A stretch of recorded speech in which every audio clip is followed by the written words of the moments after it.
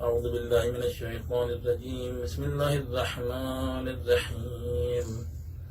ياسين والقرآن الحكيم إنك لمن المرسلين على صراط مستقيم تنزيل العزيز الرحيم لتنذر قوما ما أنذر آباؤهم فهم غافلون لقد حق القول على أكثرهم فهم لا يؤمنون إنا جعلنا في أعناقهم أغلالا فهي إلى الأذقان فهم مقمحون وجعلنا من بين يديهم سدا ومن خلفهم سدا فأغشيناهم فهم لا يبصرون وسواء عليهم أنذرتهم أم لم تنذرهم لا يؤمنون إنما تنذر من اتبع الذكر فخشي الرحمن بالغيب فبشره بمغفرة وأجر كريم إنا نحن نحيي الموتى ونكتب ما قدموا وآثارهم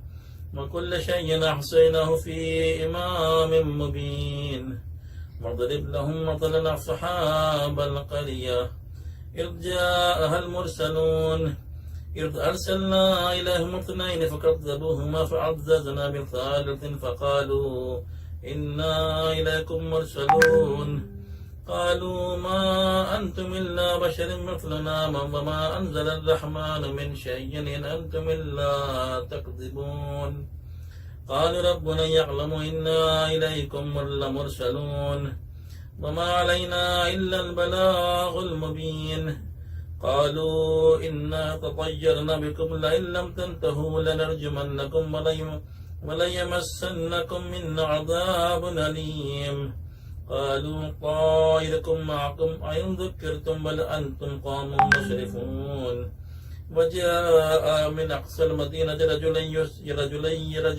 يسعى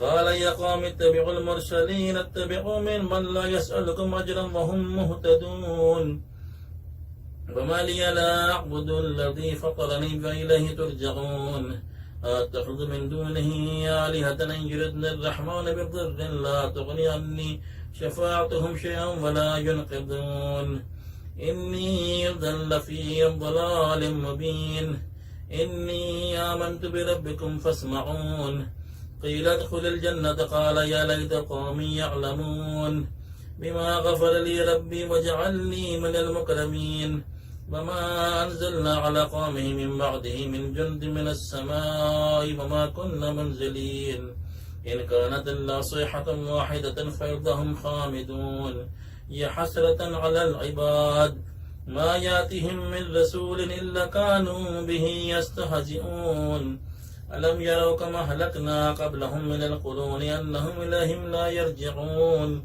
وإن كل لما جميع لدينا محضرون وآية لهم الأرض الميتة أحييناها وأخرجنا منها حبا فمنه يأكلون وجعلنا فيها جنات من نخيل وأعناب وفجرنا فيها من العيون ليأكلوا من ثمره وما عملته أيديهم أفلا يشكرون سبحان الذي خلق الأزواج كلها مما تنبت الأرض ومن أنفسهم ومما لا يعلمون وآية لهم الليل نسلخ منه النهار فيرضهم مظلمون والشمس تجري لمستقر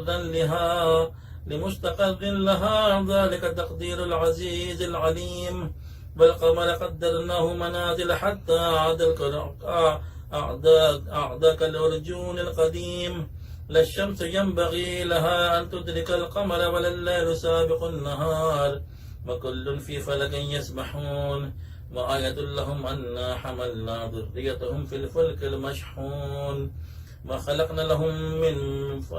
وخلقنا لهم من مثله ما يركبون وإن نشاء نغرقهم فلا صريخ لهم ولا هم ينقذون إلا رحمة منا ومتاعا إلى حين وإذا قيل لهم اتقوا مما بين أيديكم وما خلفكم لعلكم ترحمون وما تأتيهم من آية من آيات ربهم إلا كانوا عنها معرضين وإذا قيل لهم أنفقوا مما رزقكم الله قال الذين كفروا للذين آمنوا أنطعم من لو يشاء الله أطعمه إن أنتم إلا في ضلال مبين ويقولون متى هذا الوعد إن كنتم صادقين ما ينظرون إلا صيحة واحدة تأخذهم وهم يخصمون فلا يستطيعون طافية ولا إلى أهلهم يرجعون ونفخ في السور فإذا هم من الأجداث إلى ربهم ينسلون قالوا يا ويلنا من بعثنا من مرقدنا هذا ما وعد الرحمن وصدق المرسلون إن كانت إلا صيحة واحدة فإذا هم جميع لدينا محضرون فاليوم لا تظلم نفس شيئا ولا تجزون إلا ما كنتم تعملون إن أصحاب الجنة اليوم في شغل فاكهون هم وأزواجهم في ظلال على الأرائك متكئون لهم فيها فاكهة ولهم ما يدعون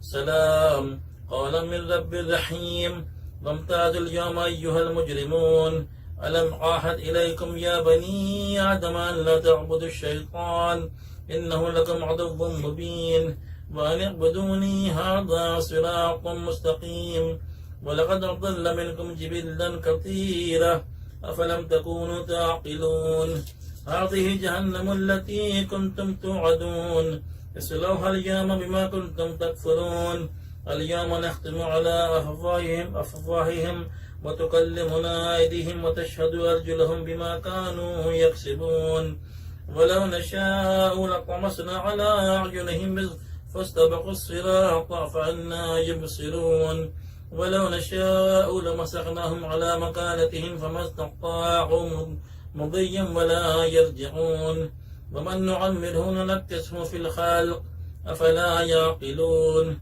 وما علمناه الشعر وما ينبغي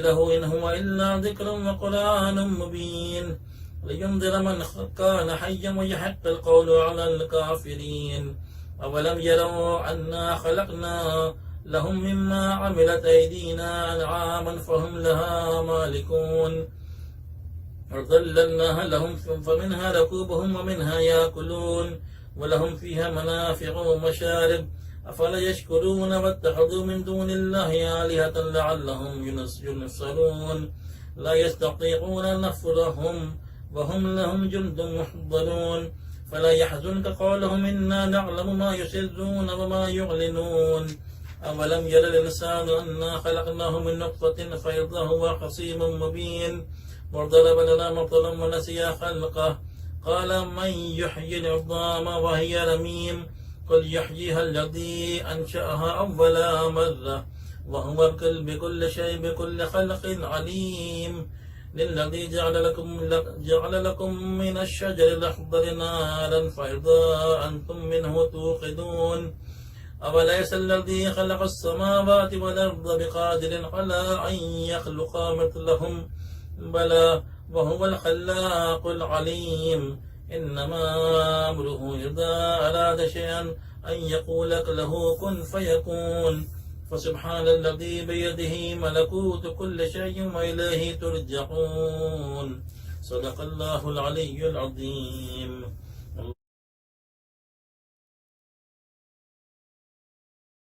محمد وآل محمد.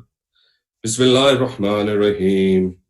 عن جابر بن عبد الله الأنصاري عن فاطمة الزهراء عليه السلام بنت رسول الله قال سمعت فاطمة أنها قالت دخل علي أبي رسول الله في بعض الأيام فقال السلام عليك يا فاطمة فقلت عليك السلام قال إني أجد في بدني ضعفا فقلت له أعيذك بالله يا أبتاه من الضعف فقال يا فاطمة ائتيني بالكساء اليماني وغطيني به فأتيته بالكساء اليماني وغطيته به فصرت أنظر إليه وإذا وجهه يطلع له كأنه البدر في ليلة تمامه وكماله وما كانت إلا ساوة وإذا بولدي الحسن قد أقبل وقال السلام عليك يا أمه فقلت وعليك السلام يا قرة عيني وثمرة فؤادي. وقال يا أمه إني أشم عندك رائحة طيبة كأنها رائحة جد رسول الله. فقلت نعم إن جدك تحت الكساء. فأقبل الحسن نحو الكساء وقال السلام عليك يا جده يا رسول الله أتأذن لي أن أدخل معك تحت الكساء؟ قال وعليك السلام يا ولدي ويا صاحب حوضي قد أذنت لك. فدخل معه تحت الكساء. وما كانت إلا ساعة وإذا بولدي الحسين قد أقبل. وقال السلام عليك يا أمه فقلت وعليك السلام يا ولدي ويا قرة عيني وثمرة فؤادي. فقال لي يا أمه إني أشم عندك رائحة طيبة كأنها رائحة جد رسول الله. فقلت نعم إن جدك وأخاك تحت الكساء. فدنا الحسين نحو الكساء وقال السلام عليك يا جده. السلام عليك يا من اختار الله وتأذن لي أن أدخل معكما تحت الكساء. وقال وعليك السلام يا ولدي ويا شافع أمتي قد أذنت لك. فدخل معهما تحت الكساء. فأقبل عند ذلك أبو الحسن علي بن أبي طالب وقال السلام عليك يا بنت رسول الله. فقلت وعليك السلام يا أبا الحسن يا أمير المؤمنين. فقال يا فاطمة إني أشم عندك رائحة طيبة كأنها رائحة أخي وابن عم رسول الله. فقلت نعم ها هو مع ولديك تحت الكساء. فأقبل علي نحو الكساء وقال السلام عليك يا رسول الله أتأذن لي أن أكون معكم تحت الكساء؟ قال له عليك السلام يا أخي ويا وسيلتي وخليفتي والصاحب لوائي قد أذنت لك. فدخل علي تحت الكساء. ثم أتيت نحو الكساء وقلت السلام عليك يا أبتاه يا رسول الله أتأذن لي أن أكون معكم تحت الكساء؟ قال وعليك السلام يا بنتي ويا بصتي قد أذنت لك. فدخلت تحت الكساء. فلما اكتملنا جميعا تحت الكساء وأخذ أبي رسول الله بطرف الكساء وأومى بيده اليمنى إلى السماء وقال اللهم إن هؤلاء أهل بيتي وخاصتي وحامتي لحمهم لحمي ودمهم دمي يؤلمني ما يؤلمهم ويحزنني ما يحزنهم. أنا حرب لمن حاربهم وسلم لمن سالمهم وعدو لمن عاداهم ومحب لمن أحبهم. إنهم مني وأنا منهم. فاجعل صلواتك وبركاتك ورحمتك وغفرانك ورضوانك علي وعليهم واذهب عنهم الرجس وطهرهم تطهيرا. فقال الله عز وجل يا ملائكتي ويا سكان سماواتي إني ما خلقت سماء مبنيا ولا أرضا مدهيا ولا قمرا منيرا ولا شمسا مضيئة ولا فلكا يدور ولا بحر يجري ولا فلك يسري إلا في محبة هؤلاء خمسة الذين هم تحت الكساء. فقال علي من جبريل يا ربي ومن تحت الكساء؟ وقال عز وجل هم أهل بيت النبوة ومعدن الرسالة هم فاطمة وأبوها وبالها وبنوها. فقال جبريل يا رب أتأذن لي أن أهبط إلى الأرض لأكون معهم سادسا؟ فقال الله نعم قد أذنت لك. فهبط الأمين جبريل فقال السلام عليك يا رسول الله. العلي الأعلى يقرأك السلام ويخصك بالتحية والإكرام ويقول لك وعزتي وجلالي إني ما خلقت سماء مبنية وأرضا مدهية ولا قمرا منيرا ولا شمسا مضيئة ولا فلكا يدور ولا بحر يجري ولا فلكا يسري إلا لأجلكم ومحبتكم وقد أذن لي أن أدخل معكم فهل تأذن لي يا رسول الله؟ فقال رسول الله وعليك السلام يا أمين بي الله إنه نعم قد أذنت لك. فدخل جبريل معنا تحت الكساء فقال لأبي أن الله قد أوحى إليكم يقول إنما يريد الله ليذهب عنكم الرجس أهل البيت ويطهركم تطهيرا. اللهم صل على محمد وآل محمد. وقال علي لأبي يا رسول الله أخبرني ما لجلوسنا هذا تحت الكساء من الفضل عند الله. فقال النبي صلى الله عليه وآله والذي بعثني بالحق نبيا واصطفاني بالرسالة نجيا ما ذكر خبرنا حاز في محفل من محافل أهل الأرض وفيه جمع من شيعتنا ومحبينا إلا ونزلت عليهم الرحمة وحفت بهم الملائكة واستغفرت لهم إلى أن يتفرقوا. وقال علي عليه السلام إذن والله فزنا واصفاد شيعتنا ورب الكعبة.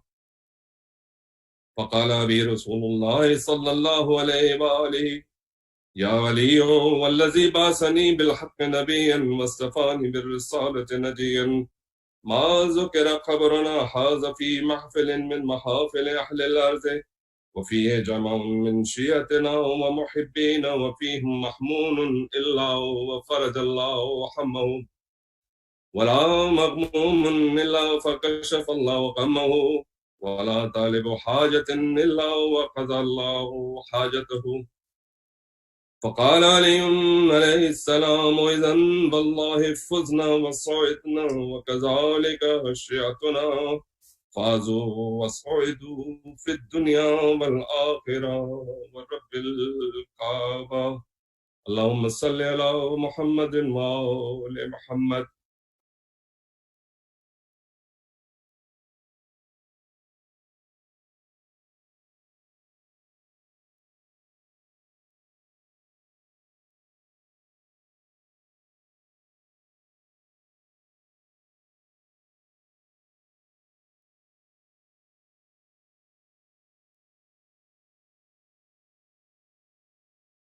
اللعين الرجيم بسم الله الرحمن الرحيم إن الله وملائكته يصلون على النبي يا أيها الذين آمنوا صلوا عليه وسلموا تسليما اللهم صل على محمد وآل محمد اللهم إني أسألك برحمتك التي وسعت كل شيء وبقوتك التي قهرت بها كل شيء وخضع لها كل شيء وذل لها كل شيء وبجبروتك التي غلبت بها كل شيء وبعزتك التي لا يقوم لها شيء وبعظمتك التي ملأت كل شيء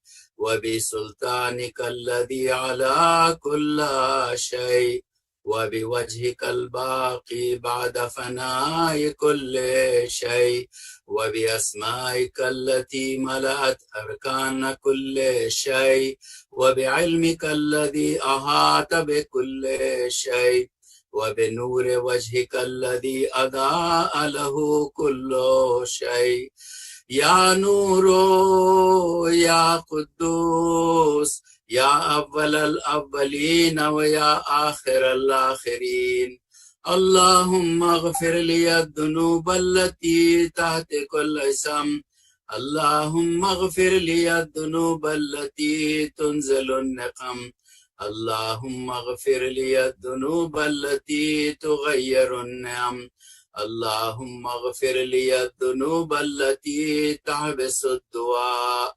اللهم اغفر لي الذنوب التي تقطع الرجاء اللهم اغفر لي الذنوب التي تنزل البلاء اللهم اغفر لي كل ذنب أذنبته وكل خطيئة أخطأتها اللهم إني أتقرب إليك بذكرك واستشفي بك إلى نفسك وأسألك بجودك أن تدنيني من قربك وأن توزعني شكرك وأن تلهمني ذكرك اللهم إني أسألك سؤال خادع متذلل خاشع أن تسامحني وترحمني وتجعلني بقسمك راضيا قانعا وفي جميع الأحوال متواضعا اللهم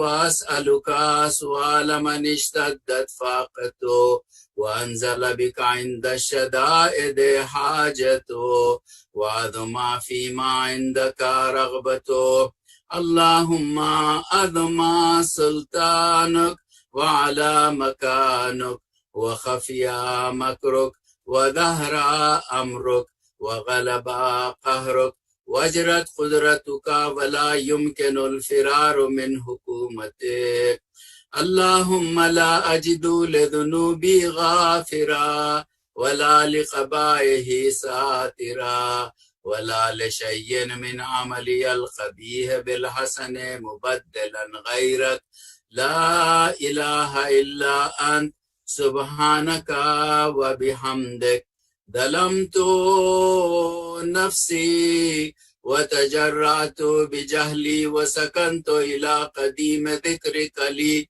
ومنك علي اللهم مولاي كم من قبيح سترت وكم من فادهم من البلاء أقلت وكم من عثار وقيت وكم من مكروه دفعت وكم من ثناء جميل لست أهلا له نشرت اللهم أعظم بلائي وأفرت بي سوء حالي وقصرت بي أعمالي وقعدت بي أغلالي وحبسني عن نفعي بعد أملي وخدعتني الدنيا بغرورها ونفسي بجنايتها ومثالي يا سيدي فأسألك بعزتك أن لا يحجب عنك دعائي سوء عملي وفعالي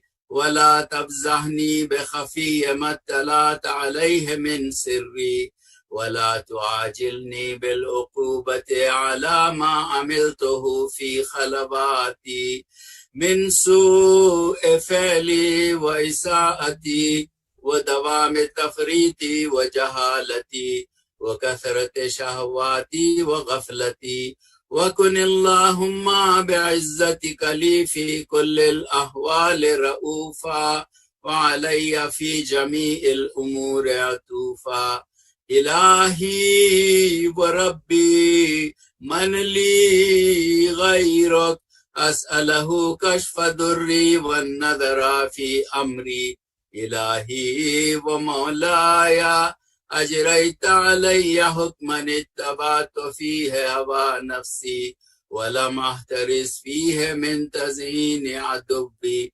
فغرني بما أهوى وأسأله على ذلك القضاء فتجاوزت بما جرى علي من ذلك بعد حدودك وخالفت بعد أوامرك فلك الحمد علي في جميع ذلك ولا حجة لي فيما جرى علي فيه قضاؤك وألزمني حكمك وبلاؤك وقد أتيتك يا إلهي بعد تقصيري وإسرافي على نفسي معتذرا نادما منكسرا مستقيلا مستغفرا منيبا مقرا مذعنا معترفا لا أجد مفرا مما كان مني ولا مفزعا أتوجه إليه في أمري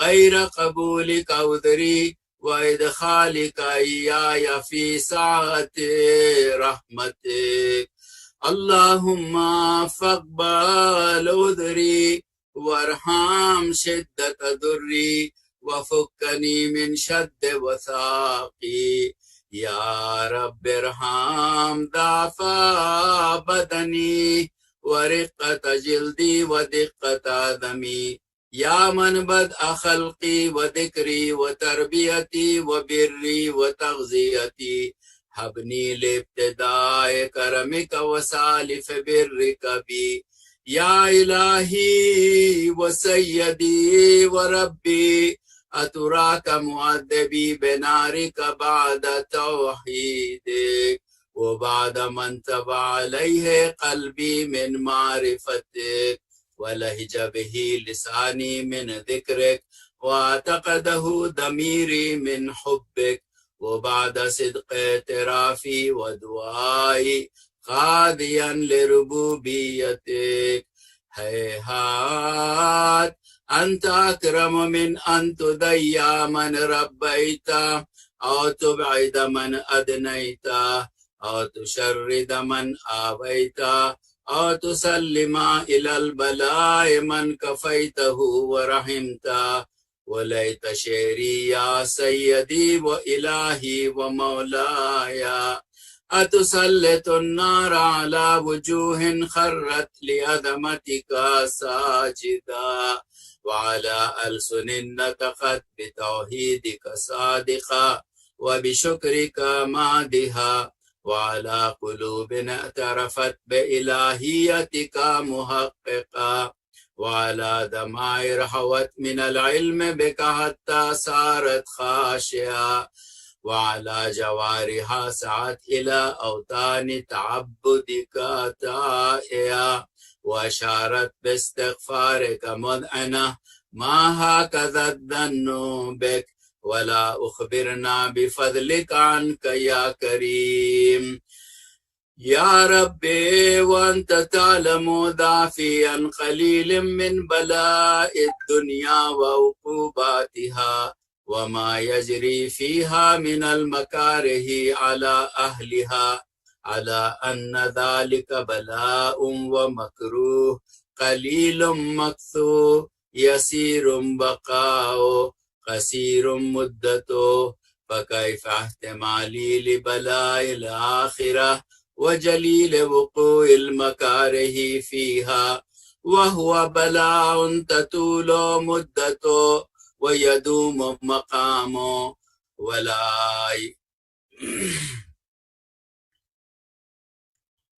ولا يخفف عن أهله لأنه لا يكون إلا عن غضبك وانتقامك وسخطك وهذا ما لا تقوم له السماوات والأرض يا سيدي فكيف بي وأنا عبدك الضعيف الذليل الحقير المسكين المستكين يا إلهي وربي وسيدي ومولاي لأي الأمور إليك أشكو ولما منها أضج وأبكي لأليم العذاب وشدته عملت للبلاء ومدته فلئن سيرتني للعقوبات مع أعدائك وجمعت بيني وبين أهل بلائك وفرقت بيني وبين أحبائك وأوليائك فهبني يا إلهي وسيدي ومولاي وربي صبرت على عذابك فكيف أصبر على فراقك وهبني صبرت على حر نارك فكيف أصبر عن النظر إلى كرامتك أم كيف أسكن في النار ورجائي عفوك فبعزتك يا سيدي ومولاي أقسم صادقا لئن تركتني ناطقا لأضجن إليك بين أهلها ضجيج الآملين ولا صرخن إليك صراخ المستصرخين ولا بكين عليك بكاء الفاقدين ولا أنادينك أين كنت يا ولي المؤمنين يا غاية أعمال العارفين يا غياث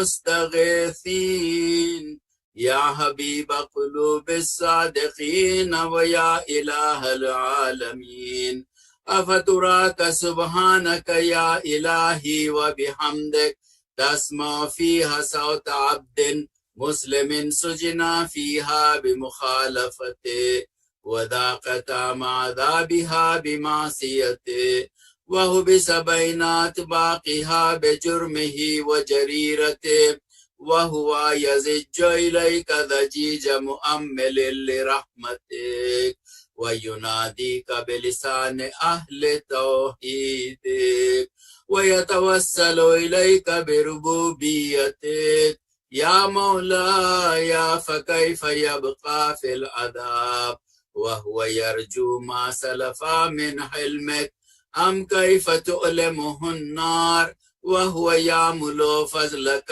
ورحمتك أم كيف يهرقه لهيبها وأنت تسمع صوته وترى مكانا أم كيف يشتمل عليه زفيرها وأنت تعلم ضعفا أم كيف يتقلقل بين أطباقها وأنت تعلم صدقا أم كيف تزجره زبانيتها وهو يناديك يا ربا أم كيف يرجو فضلك في عتقه منها فتتركه فيها هيهات ما ذلك الظن بك ولا المعروف من فضلك ولا مشبه لما عملت به الموحدين من برك وإحسانك فباليقين يفتو لولا ما حكمت به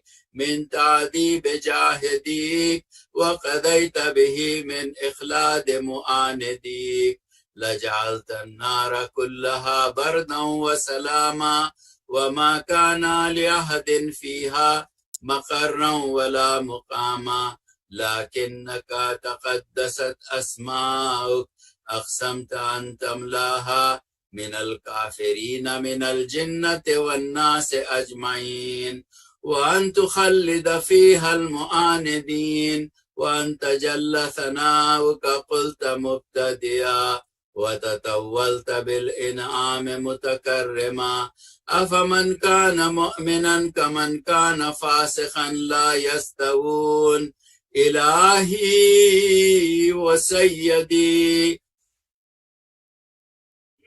فأسألك بالقدرة التي قدرتها وبالقضية التي حتمتها وحكمتها وغلبت من عليه أجريتها أن تهب لي في هذه الليلة وفي هذه الساعة كل جرم أجرمته وكل ذنب أذنبته وكل قبيح أسررته وكل جهل عملته كتمته أو أعلنته أخفيته أو أظهرته وكل سيئة أمرت بإثباتها الكرام الكاتبين من الذين وكلتهم بحفظ ما يكون مني وجعلتهم شهودا علي مع جوارحي وكنت أنت الرقيب علي من ورائهم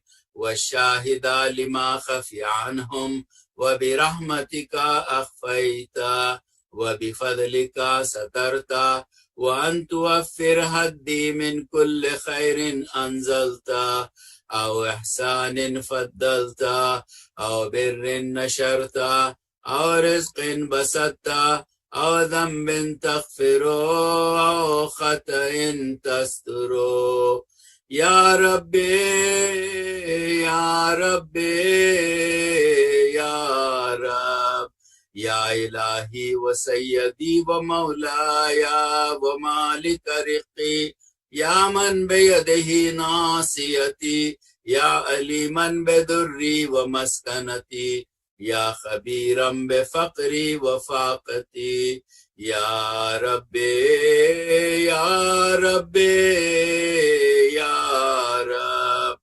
أسألك بحقك وقدسك وعظم صفاتك وأسمائك أن تجعل أوقاتي من الليل والنهار بذكرك معمورا وبخدمتك موصولا وأعمالي عندك مقبولا حتى تكون أعمالي وأورادي كلها وردا واحدا وحالي في خدمتك سرمدا يا سيدي يا من عليه موبلي يا من إليه شكوت أحوالي يا ربي يا ربي يا رب قوي على خدمتك جباره واشدد على العزيمة جبانه وهب لي الجد في خشيتك والدوام في الاتصال بخدمتك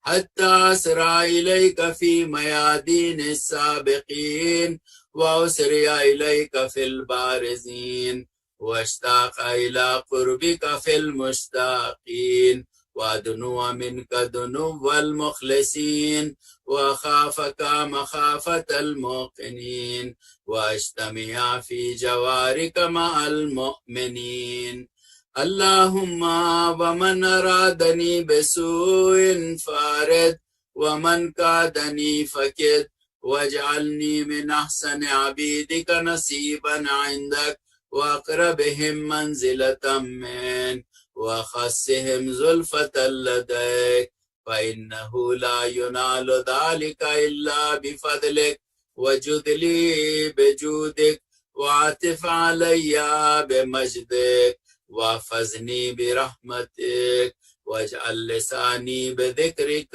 لهجا وقلبي بحبك متيما ومن علي بحسن إجابتك وأقلني أثرتي واغفر زلتي فإنك قضيت على عبادك بعبادتك وأمرتهم بدعائك وضمنت لهم الإجابة فإليك يا ربي نسبت وجهي وإليك يا ربي مددت يدي فبعزتك استجب لي دعائي وبلغني منايا ولا تقطع من فضلك رجائي واكفني شر الجن والإنس من أعدائي يا سريع الرضا اغفر لمن لا يملك إلا الدعاء فإنك فعال لما تشاء يا من اسمه دواء وذكره شفاء وتعاته غنى ارحم من راس ماله الرجاء وسلاحه البكاء يا سابق النعم يا دافع النقم يا نور المستوحشين في الظلم يا عالما لا يعلم صل على محمد وآله محمد وافعل بما أنت أهله وصلى الله على رسوله والأئمة الميامين من آله وسلم تسليما كثيرا اللهم صل على محمد وآله. أعوذ بالله من الشيطان الرجيم. بسم الله الرحمن الرحيم. الحمد لله الذي لا يبلغ مدحته القاعلون ولا يحصي نعماءه العادون ولا يؤدي حقه المجتهدون الذي لا يدركه بعد الحمم ولا يناله غوص الفطن ثم الصلاة والسلام على أشرف الأنبياء والمرسلين حبيب قلوبنا وطبيب نفوسنا وشفيع ذنوبنا سيدنا ومولانا أبي القاسم محمد اللهم صل على محمد وآل محمد وعجل فرجهم وآل بيته الطيبين الطاهرين المعصومين المظلومين لا سيما بقية الله في الأرضين صاحب العصر والزمان خليفة الرحمن إمام الإنس والجان ولعن الله أعداءهم أجمعين إلى يوم الدين أما بعد سلام عليكم ورحمة الله وبركاته. Welcome to another one of our classes on the book of Imam Khomeini's of Adab al-Salat, the etiquettes of prayer. We began this class, actually we began it all the way in last year's Muharram. The last 9 nights of the month of Muharram, I talked about the spiritual dimension of Salat. And then just the ending of last year, ending of October, we resumed that discussion after the ending of Ayam-e-Azha, and now we are on class number 13. We have gone through the first discourse of the book together, alhamdulillah, with the help of Allah subhanahu wa ta'ala, talking about those adab qalbiyye, those etiquettes of the heart. And now we have entered the actual portion on salah and on prayer. And we're still not quite into the actual act of worship just yet. There's so many, within salat now there is some muqaddamah, there is some preliminaries, some prerequisite discussions. And we just finished ours last week on taharat, on wudu and on ghusl. We talked about, the khulasa, the summary of the past few weeks has been that, we have to remind ourselves that water is the form of mercy. And that wudu now is the instigator of the journey of salah. And we have been using this salik and suluk example. Well, it's not my example, of course. It's the istilah and the terminology that Imam Khomeini has used up and down the book, that we are individuals on a journey, and we of course are the musafir, we are the journeyman, we are the traveler. And so there are things that instigate that travel, there are things that have to be done before the actual journey exists. And that brings us to a discussion on tonight, where now we begin a discussion on clothing. Okay? And my EV guys, as usual, are way ahead of the game, as usual. Alhamdulillah, may Allah bless you all. And now we begin to speak a little bit about the discipline of clothing in the prayer. And if I can go ahead and have the bracket open there. Imam Khomeini starts off in this chapter, and you'll notice that at the top of each slide every week, I make reference to the various chapters of the book that we are following. There are 2 versions out there that are free. One is a PDF. And again, anybody who wishes to get that PDF, you can DM me, inshallah, and I will, I'll go ahead and send you that. Or you can go online. If you actually search in Google Adab al-Salat of Imam Khomeini's, you should have your first or second link besides the Amazon one, of course, unless you want to buy the actual book, that's fine. But the al-islam.org link is the online version of it. There, discourse number 2, objective 2, that's how they're labeled, is where we are at right now. In the beginning of this chapter, and again, you will by now, those who have been regular with me on Thursday nights, I'm sure you have noticed that there is a overall flow to his writing, Imam Khomeini. This is a book, like I've said many times, this is not a team of ghostwriters. This is not, his students now who have transcribed his classes and they're putting it. No, these are actual his words, Imam Khomeini's. He wrote them, and these are the ways that, of course, that he has decided to approach this subject. You'll notice that in the beginning of these major discussions on taharat, for example, or on clothing, he goes very, very kulli, and then he takes that reality, that sort of absolute and discussion on entirety, and funnels it down to what we need to discuss, which of course is clothing. And near the end of today's class, you'll notice, at about 8:30 Eastern, you'll notice exactly where now he's going with this discussion initially. But initially, we have to have this discussion first. He starts off by saying there are three diverse aspects of the human creation that all of us must be aware of. They all reside within us. And as a human creation, we all, of course, have these three, okay?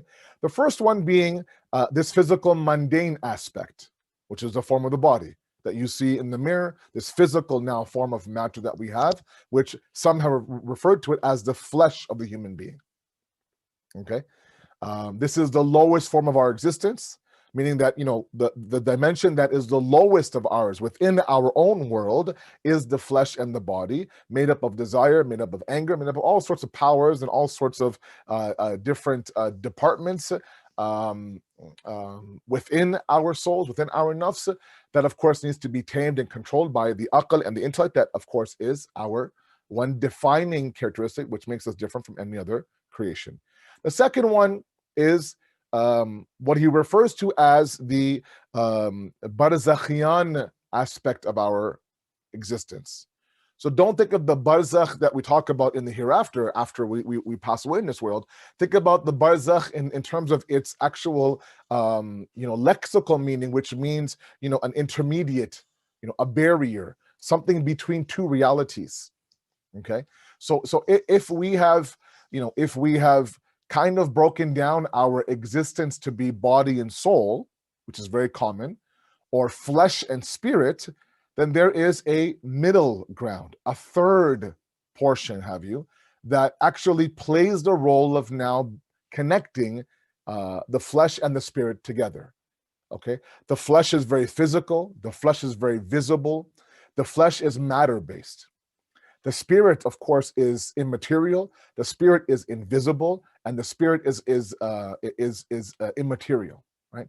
So sometimes, although all of this now is inside the existence of a human being, these two entities are very, very, far apart. So you need an intermediate, what's called the barzakhi element inside of us, which refers to our senses. Okay, how we sense everything from our emotion to how we comprehend things, to our form of the intellect. All of that now is referred to as the barzakhiyan body. Okay, or in today's lingo, it's referred to as the mind. So we have flesh, we have mind, and number three, of course, is that invisible aspect. Okay, that invisible aspect that is displayed by the heart, and all of the affairs that are attached to the heart, and that, of course, is our spirit. Okay, so flesh, mind, and spirit, body, mind, and spirit, body, mind, and soul. However you want to describe it. He starts off this discussion on clothing to talk about the fact that these three exist inside every single human being. There are those who give preference over one over the other. There are those who use one as a tool for the other. But there is no doubt that these three are not independent of each other, but rather they are closely connected. Inshallah, in the next slide, which I'll get to in a moment, we will understand this a little bit further. I hope that all of you understand the second portion of it. It took me a little bit of a reading to understand what he meant by this. Basically, there are those things, and I'll give examples, inshallah, in the next slide. There are those experiences that we have that are brought on by our senses. Okay, be it our senses in terms of what we see and what we hear, or be it our emotions, our fear, our love, our courage, our anger. But that's still not the reality of the experience. The reality of the experience only happens when it reaches the invisible internal aspect. Okay, look at, for example, any act of worship. An act of worship that is physical in nature, like salah, it's very physical, you're up and down in salah, right? There are emotions attached to it. Okay, there might be one of tranquility, there might be one of serenity, there might be one of calmness, spirituality. You know, we might be praying to Allah and praying that salah out of fear and emotion. We might be praying that salah out of hope for heaven, right? All of those things are reside where? At the barzakhi level of the human being.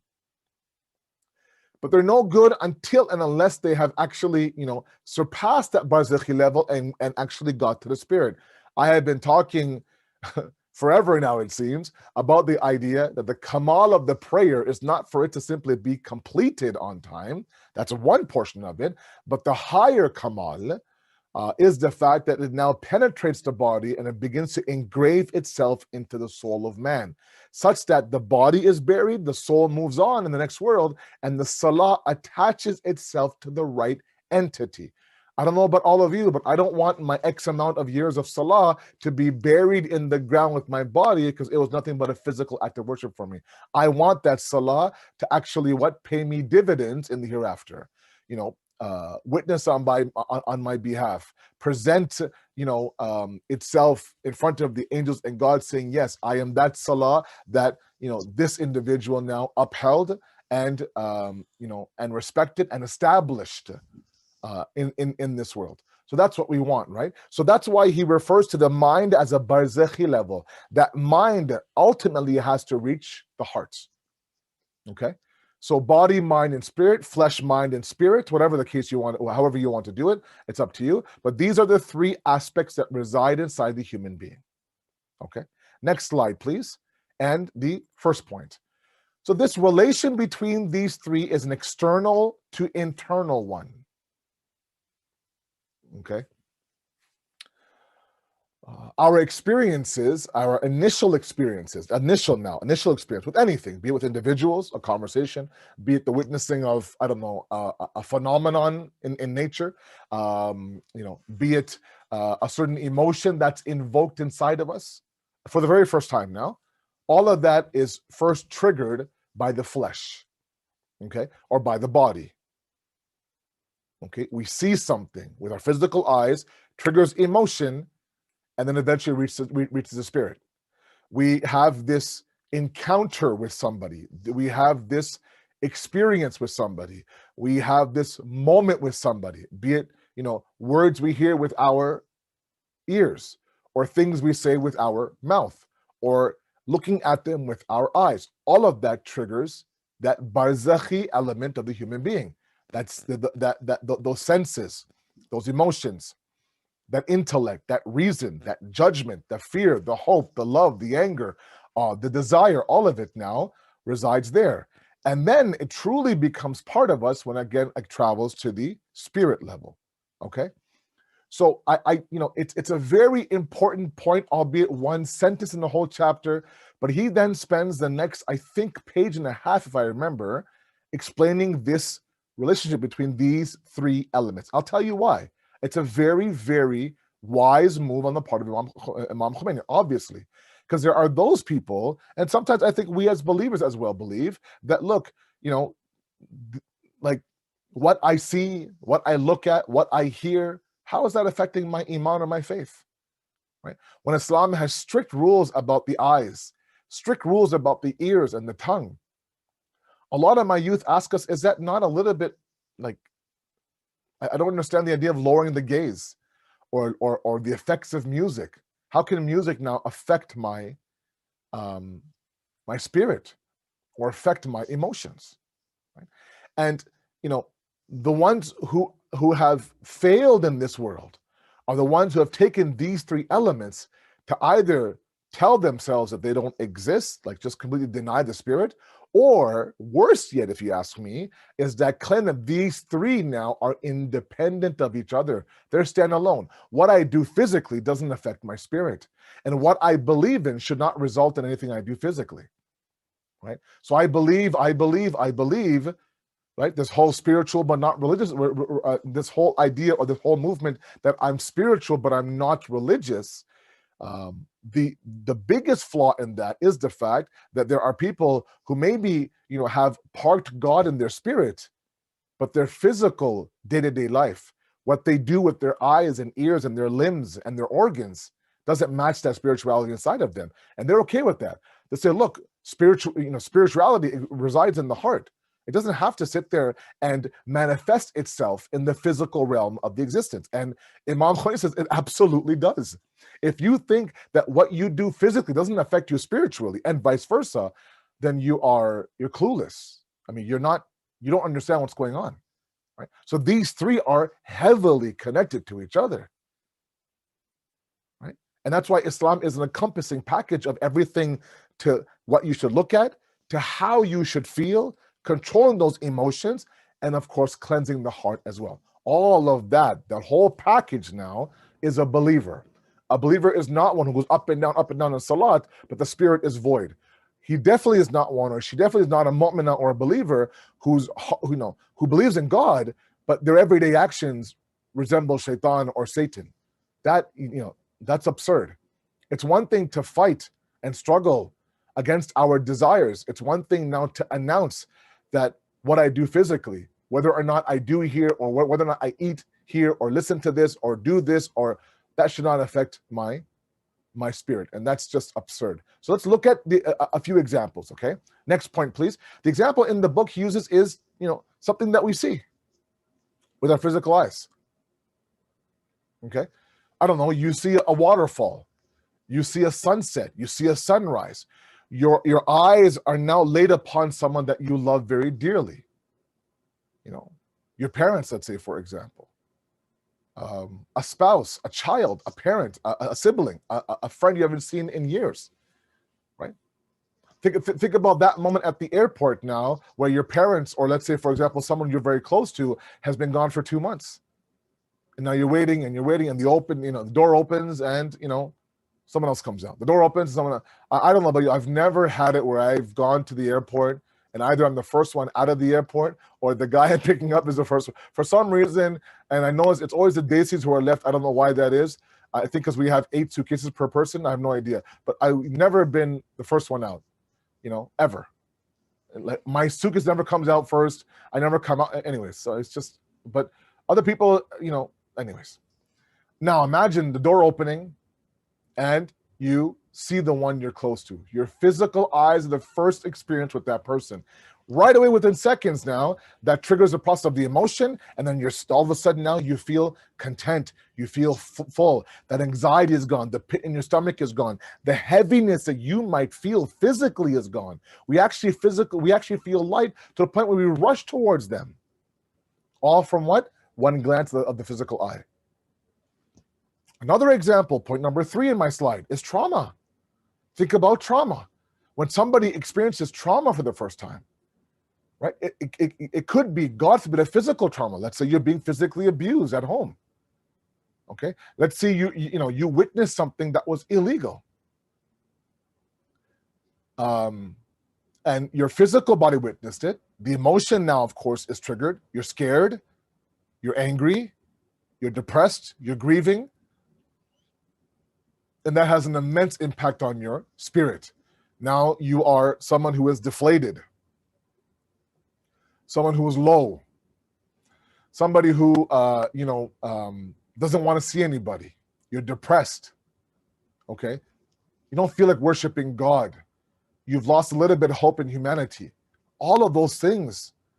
The reason why it's trauma is because it's deeply rooted inside of you, and it carries forward sometimes decades after the event. Fine, the physical experience is gone, but the emotion is still resides inside of you. The effect on the spirit is still there. There are people now who have experienced something when they were younger that now has affected their journey towards God throughout their entire life. I've had a lot of people tell me, not a lot of people, I've had enough people tell me that I'm not on the path towards Allah the way I should be, because of the fact that, when I was younger, I had a horrible Sunday school teacher. Or I had one really bad encounter with a sheikh or a sayyid or a maulana who chewed me out, embarrassed me, didn't really take my question seriously, gave me the wrong answer. This was when I was 14, 15 years old. Now I'm in my 30s, and I'm sorry, but that one experience, right? Now, mind you, that's a little bit, I mean, that can be debated, that maybe the person needs to work through it, but the trauma is there, right? A lot of us growing up the way that we grew up now, we don't realize it, but a lot of what we do as we get older, whether it's with our job or with our own kids or with our spouse or with our parents or with our siblings or our cousins, all of that now sometimes you can see it, it is a result of the trauma we had when we were growing up. It was a physical trauma. Somebody said something physically to me that my physical ears heard first, and then the process is triggered. Okay? It is vital that we understand that what we do physically affects us spiritually. A lot of my youth ask us, I don't understand this idea. Why is there a fatwa that you can't sit at a table with alcohol? If you don't understand the idea of sitting at a table with alcohol, there's physical alcohol in front of you inches away, right? For that now to trigger something inside of you, forget the act of drinking it. Maybe for the first 10, 15, 20 times, you'll say, oh, that's gross. I'll have an orange juice. What's the big deal? You don't know the effect it has on your emotion. You definitely don't know the effect it has on the invisible world and the spirit. It's invisible. You can't see the effect of it. A lot of people ask me, how do I know my heart is clean, Asabai? How do I know that I'm moving forward? I'm dealing with an invisible entity like my heart or my soul that I can't see. I don't know if it's dirty or clean or marked up or scabbed up or scarred up. I have no idea. And Allah says, look, there's effects of the cause. You can't see that invisible world, but the effect is there. How can you see the effect? In your physical world. Think about it for a moment. The ulama have described that when the worship now penetrates beyond the barzakhi element of your existence and hits your spirit, you can see the outcome of that in your physical life. Allah. You can sit there and tell yourself, I become more forgiving, more calm. I don't raise my voice anymore. I don't waste my time watching this or watching that. I wake up on time. I watch what I do and watch what I eat and watch, all of that is a physical realm. Wait a second now. If they're not connected, where is this physical change coming from? From a cleaner spirit, from a more spiritual spirit, from a more God-conscious spirit. There's a connection. And he goes on, Imam Khomeini, and rightfully so, about how that connection cannot be denied. And of course, hopefully by now you can see the funneling down into our actual topic of clothing. Next point, the other example it brings about is serenity, is itminan. All of us crave for that. We want that, we want that moment that we are mutma'in with our life. We are serene, we're accepting of it. Again, that serenity now comes from the moment of a physical experience, right? That physical worship, that month of Ramadan, that's physically you're feeling hungry. That Hajj that physically asks you to go around this Kaaba 7 times, or sa'i between Marwa and Safa, for example, right? All of that now, we can never attain that level of serenity without it matching the physical realm. So now when the physical realm now begins to now instigate this emotion, you can now see our spirit is calmer, our demeanor is softer, our tone is lighter, all these things now, everything all of a sudden now changes, right? And then he actually gets to the process of now our physical experience, appearance. Next point, please. And this is where we see these traditions and we don't know what the connection is. Now maybe this hadith by Imam Ali on the screen in front of you might now begin to make sense. That wearing clean clothes takes away sorrow and worry. What's the connection between a stain on my shirt or the color of my shirt to my level of concern and sorrow and worry? Now you understand. The physical presentation affects the spiritual reality, right? The physical way that you present yourself to yourself. The Prophet now would look at the mirror before leaving his house. It's mustahab now for men to comb their beard between their salat. All these things, to smell a certain way, to wear a certain color, right? To have a certain length for your beard, for example, to not resemble a certain gender. All these things we think, oh, Islam is outdated. No, Islam is very much in the now, man. We just don't understand the science behind it because we're not seeking the science behind it. Sometimes people like me are seeking convenience. So I neglect and I challenge and I ridicule and I I question the rulings of Islam, when in reality there is a precise science behind it. And my last point is about colors. And inshallah, next Thursday we'll get to actual clothing. But this is now where he funnels in. A lot of my youth ask us, I don't get it. Why do I have to wear black on a shahadat? Why is it that, this idea of not wearing red and, these colors, and, you ever wonder why our parents wore black on shahadat and the brightest red or pink or something that is really shocking color on the biggest jashan of the year? Or, when they're celebrating, they would just wow us with this, amazing colors. Now we understand that when you look yourself in the mirror and you see these colors, you're telling your spirit there's a celebration coming. When you are dressed in black and you look like you're in grief, the spirit begins to adopt that grief. So yes, now we understand why sometimes in the adab of ziyarat, going to Imam Hussein, telling them, open up your buttons, fold up your sleeves, look disheveled, right? You're going to to say the shuhada. You're walking on the plains of Karbala where the blood of the shuhada was spilled. So yes, I'm sorry, it matters. On the day of Ashura, if you wear a bright pink or a tie-dye shirt as opposed to draping yourself in black. And so when I hear my youth today question these things or label them as nothing but Indo-Pakistani cultural ideas, it shouldn't matter if I wear yellow or purple or polka dots on Ashura. It's in the heart that matters. Fine.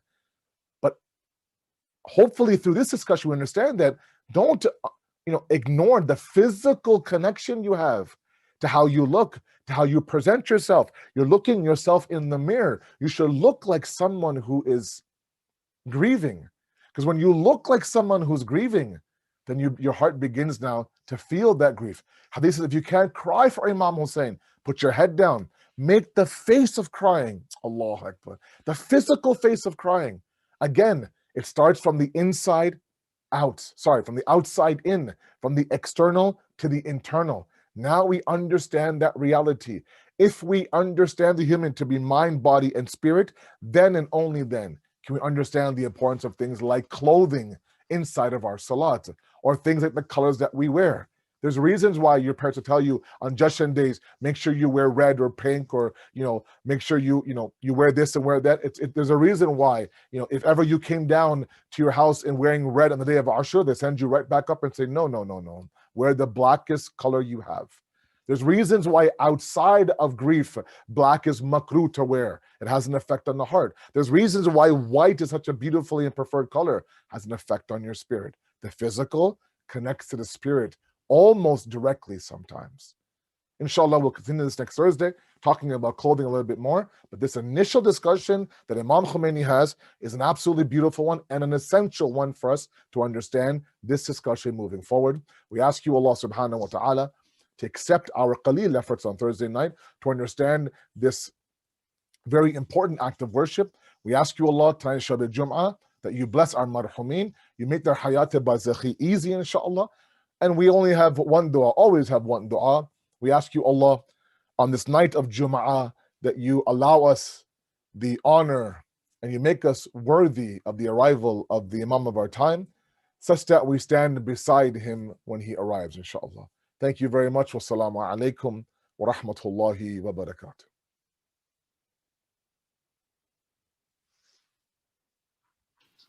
Assalamu alaikum, Mu'mineen and Mu'minat. मैं अपनी और council of Islami guidance की तरफ से आपको विलादत रसूल खुदा और इमाम जाफ़र सादिक अलैहिस्सलाम पर मुबारकबाद पेश करता हूँ और दुआ गो हूँ कि अल्लाह ताला इस अजीम सदक़े में हमें कोविड-19 की वबा से निजात दिलाए और जो लोग हमारे कम्युनिटी के या दूसरे मोमिन अस्सलामु अलैकुम व रहमतुल्लाहि व बरकातुहू وفوض أمري إلى الله إن الله بصير بالعباد ولا حول ولا قوة إلا بالله العلي العظيم أعوذ بالله السميع العليم من الشيطان الرجيم بسم الله الرحمن الرحيم الحمد لله على ما أنعم وَلَهُ الشُّكْرُ عَلَى مَا أَلْهَمَا والصلاة والسلام على جميع الأنبياء والمرسلين سيما خاتمهم وأشرفهم سيدنا وطبيب نفوسنا والشفيع ذنوبنا مولانا أبي القاسم محمد.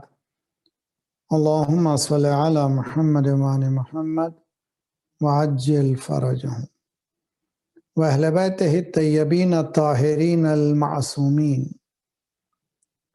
لا سيما بقية الله في الأراضين صاحب العصر والزمان خليفة الرحمن إمام الإنس والجان الذي بيمنه رزق الورى وبه طبتت الأرض والسماء.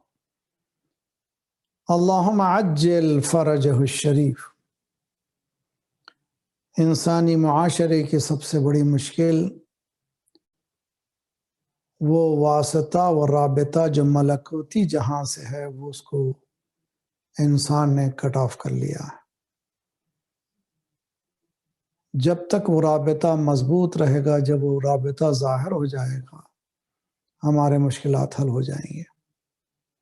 یہ بلائیں، یہ مصیبتیں، یہ جنگ، یہ خونریزی، یہ بھوک و پیاس، اس کا علاج ہی یہی ہے کہ مولا جلد سے جلد تشریف لائیں.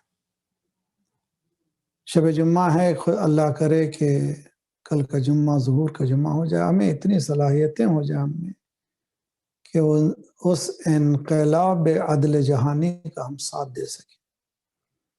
بسم اللہ الرحمن الرحیم. اللہم کن لولیک الحجت ابن الحسن صلواتک علیہ وعلی آبائہ فی هذه الساعة وفی کل ساعة ولی وحافظ وقائد وناصر ودلیل وعین حتی تسکنہ عبدک طوعا وتمتعہ فیہا طویلا. پھر یہ قرآنی دعا، ربنا لا تؤاخذنا ان نسینا واخطأنا ربنا ولا تحمل علينا إسرا كما حملته على الذين من قبلنا ربنا ولا تحملنا ما لا طاقة لنا به واعف عنا واغفر لنا وارحمنا أنت مولانا فانصرنا على القوم الكافرين. أما بعد فقد قال الله وهو أصدق القائلين وقوله الحق.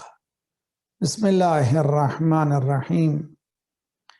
إنما المؤمنون الذين إذا ذكر الله وجلت قلوبهم وإذا تليت عليهم زادتهم إيمانا وعلى ربهم يتوكلون الذين يقيمون الصلاة ومما رزقناهم ينفقون. صدق اللہ العلی العظیم. قرآنی مؤمنین، قرآنی مؤمن کے عنوان سے یہ ہماری گفتگو کئی ہفتوں سے جاری ہے، اور ہم یہاں پر پہنچے ہوئے ہیں یقیمون الصلاۃ. قرآنی مومن کی نشانیوں میں سے ایک نشانی نماز میں قیام، نماز کو قائم کرتے ہیں. اس سلسلے میں جو آج ایڈیشن ہے، ابو بصیر نے امام صادق علیہ السلام سے نے فرمایا، ابو بصیر سے، من لم یقم صلبہ فی صلاۃ فلا صلاۃ لہ.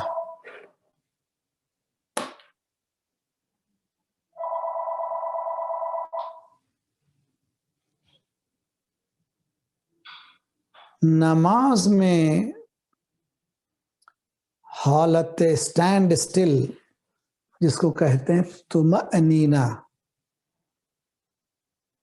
جس نے صلب کو، اپنی پشت کو سیدھے نہیں رکھا نماز میں، اس کی نماز نہیں ہے. یعنی حالت نماز میں وہ اپنی پشت کو سیدھے رکھے. بعض وقت دیکھنے میں آیا ہے کہ ایک پیر پہ وزن ڈالے ہوئے ہیں، ایک پر ایسے ڈھلے ہوئے ہیں، نہ طمأنینہ ہو ہر حالت میں، رکوع میں جائیں تو طمأنینہ ہو، اطمینان کی کیفیت ہو، سجدے میں جائیں اطمینان کی کیفیت ہو، پورے 7 اجزاء سجدے میں ہوں۔ اسی طرح سے قیام کی حالت میں بھی ان کی پشت صحیح ہو، ٹیڑھے نہ ہوں۔ یہ ظاہری نماز ہے۔ اور اگر اس طرح سے نہیں کیا تو اس کی نماز ہی نہیں ہے۔ تو ظاہری ترجمہ یہی ہے، لیکن حقیقت میں پشت کو کھڑی کرنا، اپنے آپ کو صحیح رکھنا، دفاعی نظام کا ایک سسٹم ہے، ڈیفنس کا ایک میکانزم ہے۔ آپ فوجی دیکھتے ہیں جب پریڈ نکلتی ہے تو بالکل سیدھا کھڑے ہوئے ہیں، ان کے پیر ایک دوسرے سے ملے ہوئے ہیں، اور ایسے معلوم ہوتا ہے ایک طرف سے دیکھے معلوم ہوتا ہے ایک ہی پیر اٹھا ہے، اور اس کے پیچھے کئی پیر ہیں، کئی قدم ہیں، معلوم ہوتا ہے ایک ہی قدم ہے۔ کہ جماعت کی نماز کے لیے بھی احکامات میں یہی ہے کہ شولڈر ٹو شولڈر ہوں اور قیام صحیح ہو، اس لیے کہ دشمن سرسخت سامنے ہے، اور پہلا دشمن اس کا اندرونی دشمن ہے، اس سے بھی سخت ہے۔ اعداء و عدو کا نفس کلتی بین جنبیک، سب سے بدترین دشمن وہ ہے جو تیرے اندر ہے۔ باہر کے دشمن سے لڑنے کے لیے کچھ دن مقرر ہو جاتے ہیں، کچھ جگہ مقرر ہو جاتی ہے، کچھ وقت مقرر ہے، لیکن اندر کے دشمن، نفس کے دشمن سے لڑنے کے لیے وقت مقرر نہیں ہے، جھولے سے قبر تک لڑنا ہے، اور جگہ معین نہیں ہے، جہاں جائیے لڑنا ہے۔ کینیڈا آئیے، امریکہ چلے جائیے، یورپ چلے جائیے، جہاں جائیں ساتھ ہے۔ اور دشمن کون ہے؟ اندر کا اپنا دشمن ہے، خود۔ بئس المطیۃ التی التتت نفسی من ہواہا فواہا لہا لما سولت لہا ذنونہا ومناہا۔ مولا امیر المومنین دعا صبا میں صلوات اللہ سلامہ علیہ، روحی و ارواحنا لہ الفدا۔ پروردگار کتنا برا اور کتنی بری سواری ہے، ہاؤ ورسٹلی دی رائڈ، کتنی بری سواری ہے۔ بئس المطیۃ التی امتتت نفسی من ہواہا، یہ سواری جس پہ میں سوار ہوں بھری ہوئی ہے اپنے خواہشات سے، اور اپنے غلط خواہشات سے بھری ہوئی ہے، وہ بھی ہوا سے بھری ہوئی ہے۔ ہوا یعنی خواہشات، دنیا کی بیر لذتیں اسی سے بھری ہوئی ہیں۔ سولت لہا ذنونہا ومناہا، اس کو اس کے خیالات نے آسان کر دیا ہے۔ یہ نفس مسولہ ایک بڑی بحث ہے، اور آج 3 مومنین کے لیے آخر میں فاتحہ پڑھائیں گے، جن کی 3 دن کے اندر ایک مومنہ جس کا انتقال ہوا، جو 2 مومن، تو سوئم کی تقریباً مجلسیں ہیں۔ فبئس المطیۃ التی امتتت نفسی من ہواہا، وائے ہو اس گھوڑے پر، اس نفس کے گھوڑے پر، اس نفس کے سواری پر۔ یہ سوار کون ہے؟ یہ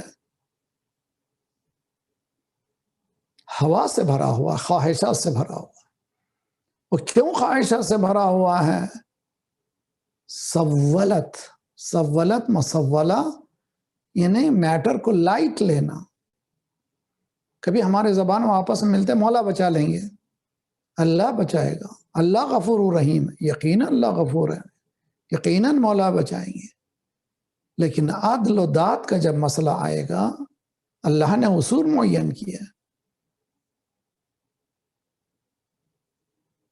اگر انصاف کا مسئلہ ہے تو اصول معین ہے، وہاں پر نہیں دیکھا جائے گا۔ وہاں فَمَن يَعْمَلْ مِثْقَالَ ذَرَّةٍ خَيْرًا يَرَهُ وَمَن يَعْمَلْ مِثْقَالَ ذَرَّةٍ شَرًّا يَرَهُ۔ ایک صلوات پڑھے محمد وآل محمد، اللہم صلی اللہ۔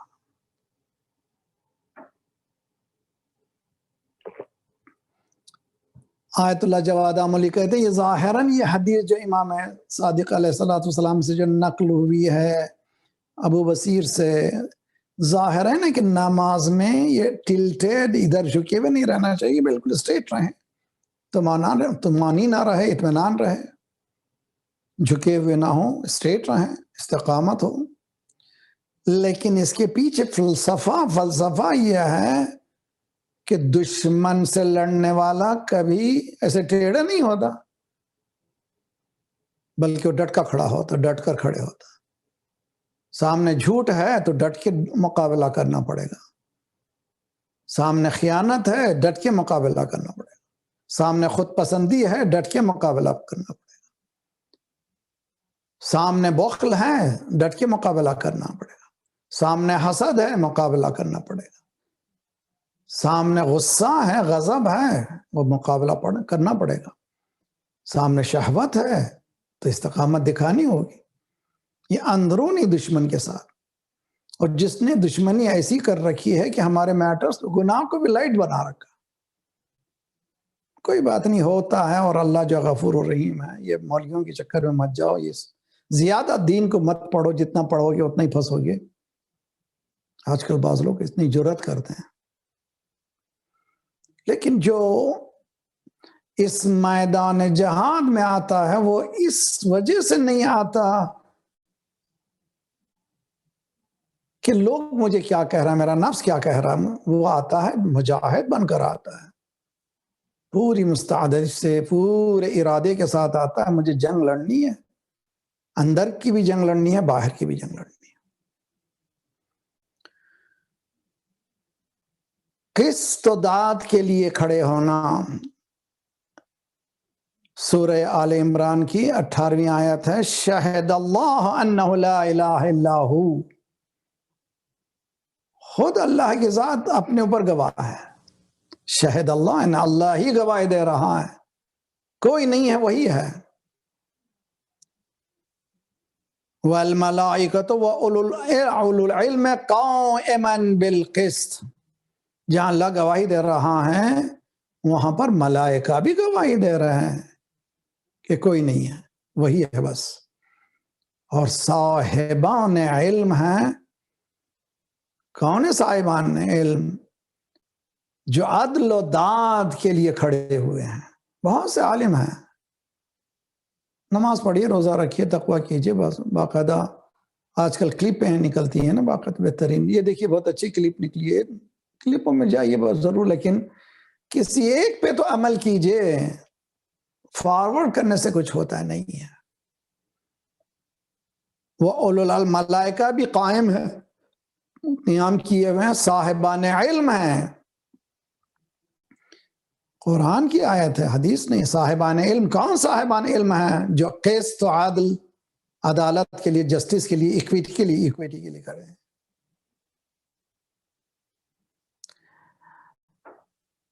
امام رضا علیہ السلام کے ساتھ مامون کے دربار میں غیر رشید کے درمیان میں لعنت اللہ علیہم اجمعین، اس وقت تک ایک دربار تھا، اب تو ہزاروں دربار کھل گئے ہیں، بہرحال انشاءاللہ سب خاتمہ ہوگا۔ عمران سابعی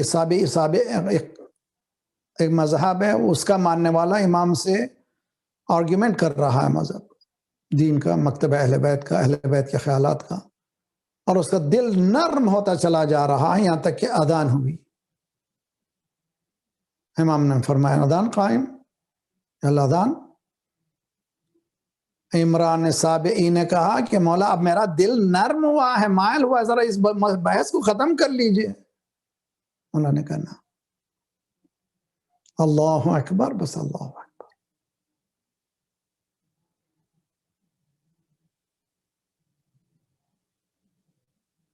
پہلے نماز پڑھیں گے پھر اس کے بعد، اگر میں ہوتا، کوئی مولوی ہوتا، کوئی ارے بھائی بہترین ٹائم ہے یار، یہ غیر مسلمان ہو رہا ہے، شیعہ ہو رہا ہے، یہ ہو رہا ہے، اب تو فضیلت کا مسئلہ ہے، بعد میں پڑھ لیں گے۔ نماز کا وقت ہے، یہ سالگرہ ہے، انشاءاللہ میں کل جمعے کی نماز میں شبہ نماز تو نہیں ہو رہی ہے ابھی، نہ جانے ہم نے کون سے گناہ کیے ہیں کہ اتنی بڑی عبادتیں ہم سے چھن گئی ہیں۔ مومنین سے ملاقات ہم سے چھن گئی ہے. شبہ جمعہ میں کل پورا مکمل 42nd اینیورسری آف اسلامی جمہوریہ ایران سے متعلق گفتگو کروں گا. امام خمینی رحمۃ اللہ علیہ فرانس میں کئی رپورٹرز ہر ایک آئے ہیں، ہر طرح کے بڑے بڑے رپورٹرز. بچے جو مسلنگ کے وقت نماز شدے، بیٹے معلوم ہو رہا ہے کہ نماز کا وقت ہو رہا ہے. ہاں بابا، مگر یہ میٹنگ بہت اہم ہے، یہاں پہ جو ہے ٹائم لے کے آئے آپ کے پاس. جو میٹنگ اللہ سے اہم ہے اس سے بڑی کوئی نہیں ہے. اولو العلم قائما بالقسط، صاحبان علم ٹال مٹول نہیں ہے. یہ نماز ایک ریہرسل ہے ظلم کے خلاف کھڑے ہونے کے لیے، بے انصافی کے خلاف کھڑے ہونے کے لیے، قیام کرنے کے لیے.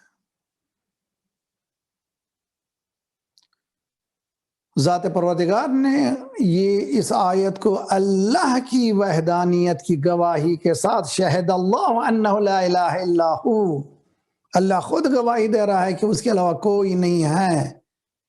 والملائکۃ، گواہی دینے والوں میں ملائکہ ہیں. وَأُولُو العلم، صاحبان علم. کون صاحبان علم؟ قائما بالقسط، جو عدل کے لیے کھڑے ہوتے ہیں. یہ بہت ہی اہم میسج ہے. قیام برعدل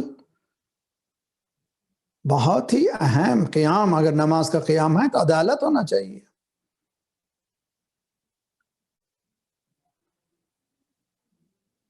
اسی لیے قرآن مجید نے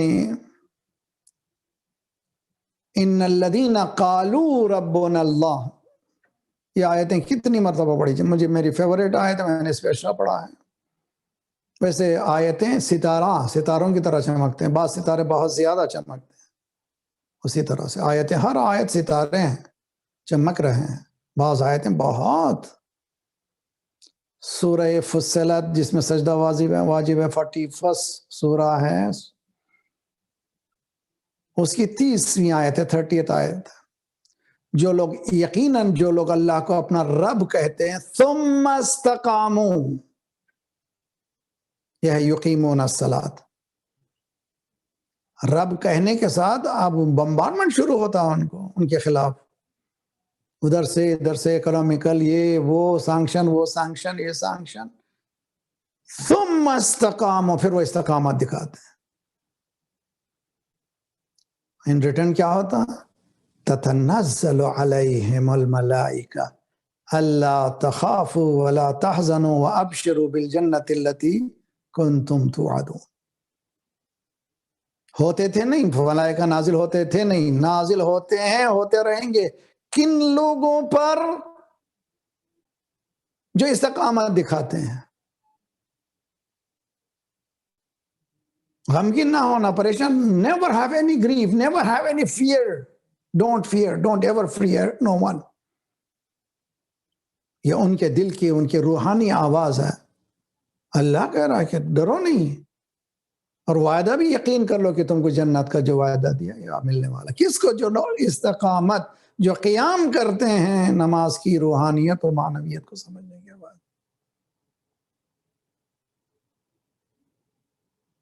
مولانا 1400 سال پہلے وہ پیغمبروں کا زمانہ گیا. اب یہ مثال ہے 42 سال استقامت نے دنیا کے سامنے کیا ثابت کیا ہے. دیکھیں اپنے آنکھوں سے، دیکھیں کیا ہوا.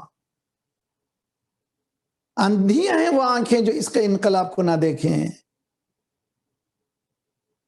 باطل سمجھ گیا کہ یہ ہے کیا انقلاب، مگر ہمارے لوگ ابھی تک، مسلمان ابھی تک سمجھ نہیں پایا یہ ہے کیا. مومن ابھی تک نہیں سمجھ پایا.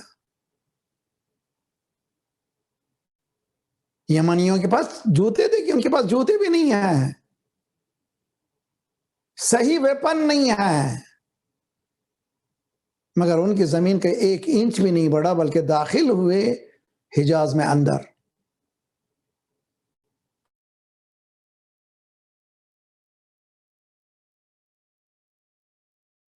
اس وقت بھی سچی ہیں. اب ساؤتھ آف دی بارڈر اعلان ہو رہا ہے کہ ہم یہاں ایمن کے سلسلے میں ویپن بند کریں گے، جنگ بند کریں گے. تم نے اتنے کرائم کیے ہیں، انسانیت سود ظلم کیا ہے تم نے. اگر تمہارے پاس تھوڑا سا ضمیر ہوتا تم ایک کمیشن بٹھاتے ہیں. نہ بٹھاؤ، مگر اللہ نے اپنا کمیشن بٹھایا ہے، اور جب اس کی لاٹھی چلے گی، چل رہی ہے مسلسل. اور دوسرے مقام پر 46 احقاف، سورہ احقاف کی آیت ہے، 13 آیت. آپ لوگ گھروں بیٹھے ہوئے بجائے اس کے کہ اپنے گیجٹ کے ساتھ کھیلیں، ذرا کھولیے سورہ 46 چیپٹر آیت نمبر 13. ان الذین قالوا ربنا اللہ ثم استقاموا، جو لوگ اللہ کو اپنا رب مانتے ہیں پھر قیام کرتے ہیں رب ماننے کے بعد، فلا خوف علیہم ولا هم یحزنون، انہیں پھر کوئی خوف نہیں ہے اور ان کے پاس کسی طرح کا رمق برابر بھی حزن و غم نہیں ہے، گریف نہیں ہے. اب دیکھتے ہیں 800 جن کے پاس دنیا بھر میں چھاونیاں موجود ہیں، فوجی چھاونیاں، 800 بیسز موجود ہیں. یہ تو ایک چھوٹا کنٹری ہے. 800 بیس رکھنے کے بعد تم ان سے کیوں ڈر رہے ہو؟ اور یہ کچھ نہ رکھنے کے بعد فلا خوف علیہم ولا هم یحزنون، کوئی مذاق کی بات نہیں ہے. یہ قرآن کے وعدوں کے سچا ہونے کی دلیل ہے. ہمارے آنکھوں کو رگڑ کر کے قرآن کے خدمت میں اسٹوڈنٹ بنے تو باتیں سمجھ میں آئیں گے. کچھ ہم لوگ قرآن کو پڑھانے کے لیے قرآن پڑھتے ہیں. یہ آیت ایسی نہیں ہے، ایسے نہیں. قرآن سے سیکھو، اسٹوڈنٹ بن جاؤ.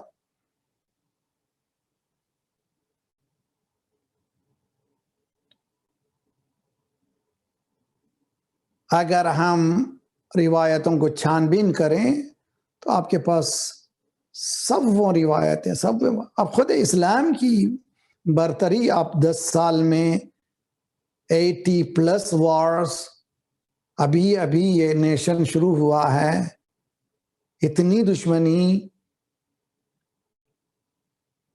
مگر اللہ نے جو وعدہ کیا تھا وعدہ پورا کیا. تم استقامت دکھاؤ، ہمارے وعدے سچے ہیں. بدر میں سب سے کم آبادی 313 مسلمان، کم سے کم تلوار، کم سے کم اسلحہ، کم سے کم گھوڑے تو ہیں نہیں، 2-3 گھوڑے ہیں. احد میں سب کچھ ہے لیکن ہزیمت اٹھانی پڑی. استقامت جانا ہو، جہاں بھگدڑ مت جائے، وہاں پر اللہ کی رحمت ہونے والی نہیں ہے. عزیزان گرامی، پورے مڈل ایسٹ میں 7 یونیورسٹیز نون یونیورسٹیز ہیں، اور ایک اسلامی جمہوریہ میں 40 یونیورسٹیز جنہوں نے لوہا منوا لیا اپنا. اور میری بہنوں کے لیے، میری بیٹیوں کے لیے میں بتا دوں، وومنس رائٹ کا جو دعویٰ کیا گیا تھا مغرب میں، اس کا اشیر بھی حصہ نہیں دیا، مگر اس انقلاب نے جتنا پارٹیسپیشن عورتوں کا ہے سیاسی ڈیسیشنز میں، دنیا کے کسی سسٹم میں موجود نہیں ہے.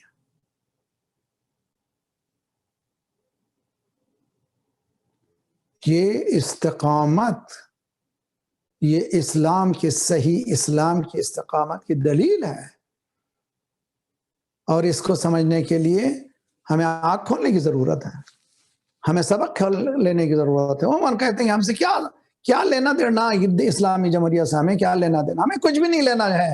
جو ملا ہے اتنا ملا ہے کہ جو ہم پوری زندگیاں دے دیں تو کام ہے. سرکار رسالت مکے میں تھے، پھر ہمیں کیوں مکے سے لینا دینا ہے؟ مسئلہ دین کا ہے، ایمان کا ہے، لینے دینے کا نہیں ہے، آئیڈیالوجی کے زندہ کرنے کا ہے. صلوات پڑھی.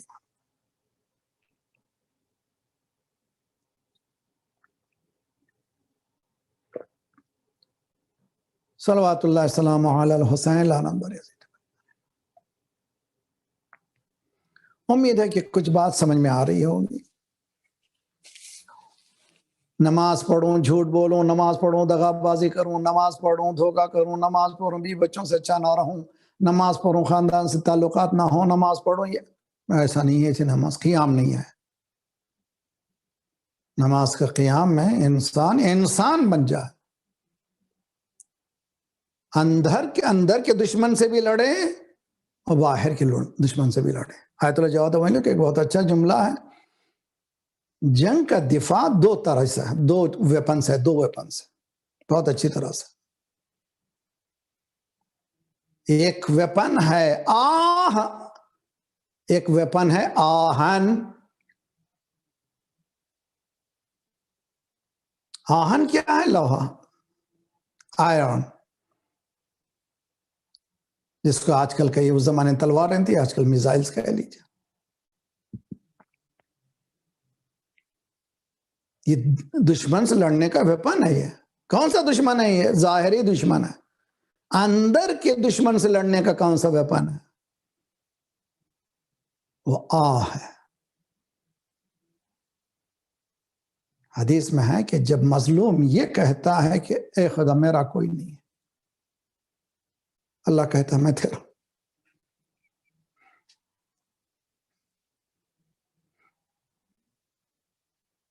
جب اس منزل پہ مظلوم پہنچتا ہے، no one is there for me, میں ڈیفنس لیس ہوں، اللہ کہتا ہے میں تیرے ساتھ۔ من خذلنی نصرک عند محاربت النفس والشیطان فقد وکلنی خذلانک الی حیث النسب والحرمان الہی ترانی ما اتیتک الا من حیث لا مال ملکت باطراف حبالک الا حین باعدتنی ذنوبی عن دار الوصال۔ علی علی علی، ہزاروں جانے قربان، صلوات اللہ سلام، صلوات اللہ سلام۔ پروردگار یہ جنگ میں، نفس کی جنگ میں دشمن جیت گیا تو پھر میری بربادی ہو جائے گی۔ ظاہری جنگ میں ظاہر اگر کامیاب ہو گیا، تیرا مال و بطال، میری عزت، سب کچھ لوٹ جائے گی۔ باطن کی جنگ میں اگر میرا نفس کامیاب ہو گیا تو پھر میری دنیا اور آخرت، خسرت دنیا والآخرہ۔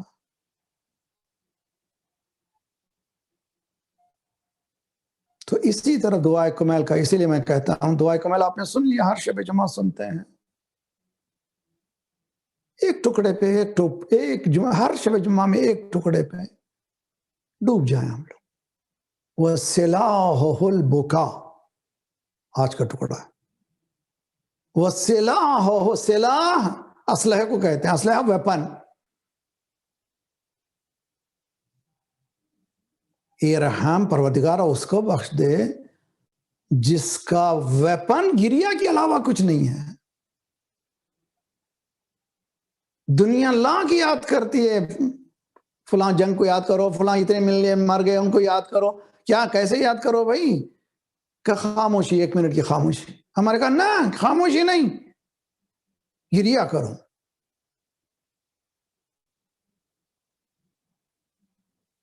اگر بات سمجھ میں نہیں آتی تو چلو اس صاحب گریا کے پاس، جب وہ بانگ دہل کہتا ہے انا قتیل العبرات،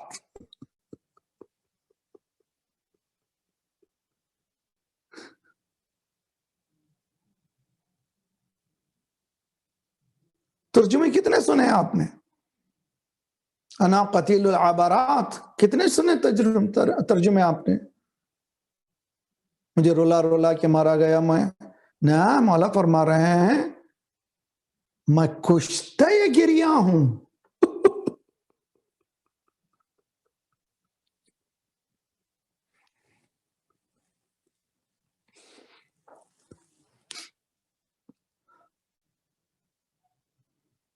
میں آنسوؤں کا شہید ہوں۔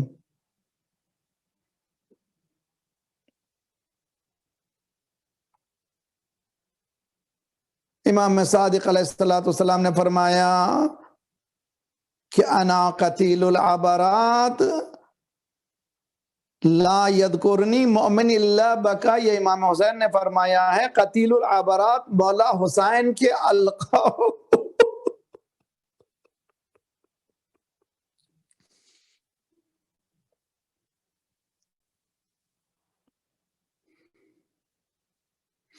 جو مجھے ذکر کرے گا، جو بھی یاد کرے گا مجھے روئے گا، تو یہ خاموش نہیں رہنا ہے، ہمارا احتجاج گریا ہے، اس لیے کہتے رو۔ اس لیے کربلا کو کہ ختم نہیں کر سکا، نہ کہ ختم کر سکتا، جو آنسوؤں کے سیلاب سے انقلاب برپا کرتی ہے۔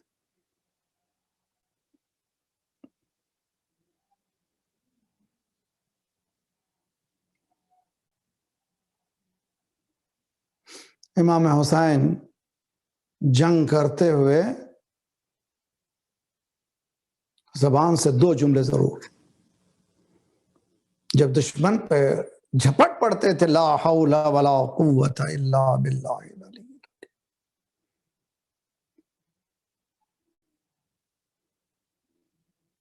کوئی قوت نہیں تیری قوت، اور پیاسے نے ایسی جنگ کی کہ دنیا جانتی ہے۔ جب بلائیں مصیبتیں، جب تیر، اللہم اعوذ بک من الکرب والبلا۔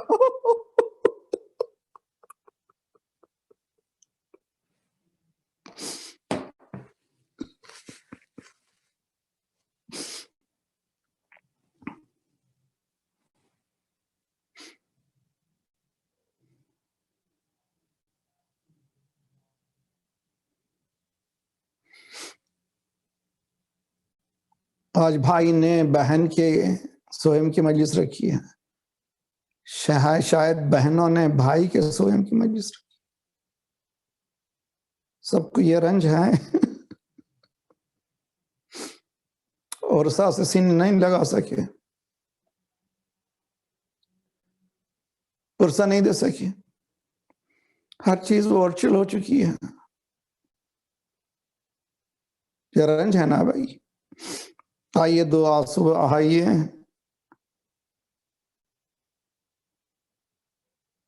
امام حسین علیہ السلام کی نے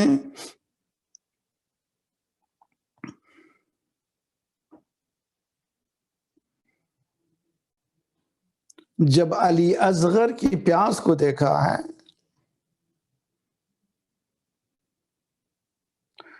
تو ایک عجیب و غریب جملہ کہا ہے، اما ترونا یتلظى عطشا،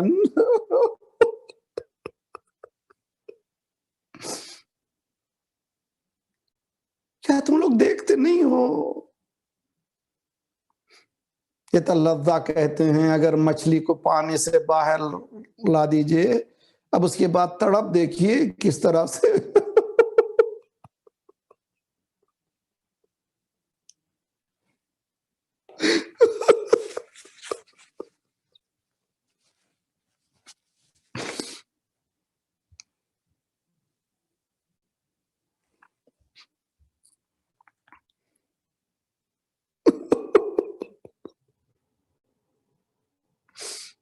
اما ترون، کیا تم دیکھتے نہیں ہو؟ یتلظى عطشان،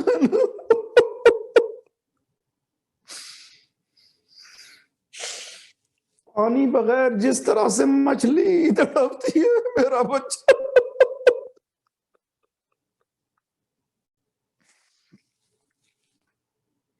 تو انا قتیل العبرات، صبح سے حسین رو رہا ہے، ہر صحابی کے سر پہ سرانے جاتا ہے، وَمِنْهُمْ مِنْ قَدْ مَنْ قَدْ نَحْبَ وَمِنْهُمْ مَنْ يَنْتَظِرُ وَمَا بَدَّلُوا تَبْدِيلًا۔ جب علی اکبر کو بھیجتے ہیں کہتے ہیں پروردگار اللہم اشہد قد برد ہؤلاء القوم خلقان و خلقان و منطقان برسول۔ حسین رو رہا، انا قتیل الابرار، میں کشتے گریا،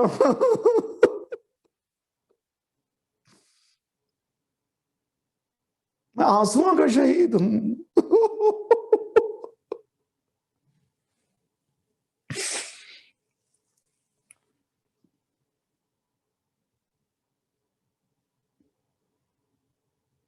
کربلا میں زینب نے ٹوٹے ہوئے نیزے کو ہاتھ میں لیے ہوئے خیمہ گاہ جو جل چکا ہے وہاں پر بچوں کو تسلی دے رہی ہے.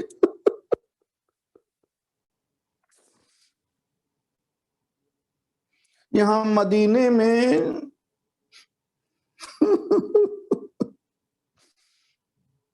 اس کربلا کی خاک میں جس بوتل میں خاک تھی ام سلمہ نے دیکھا کہ خون ابل رہا ہے. حسین مدینے کے محلے والے جمع میں کیا ہوا کیا تمہیں نہیں معلوم میرا بیٹا حسین شہید.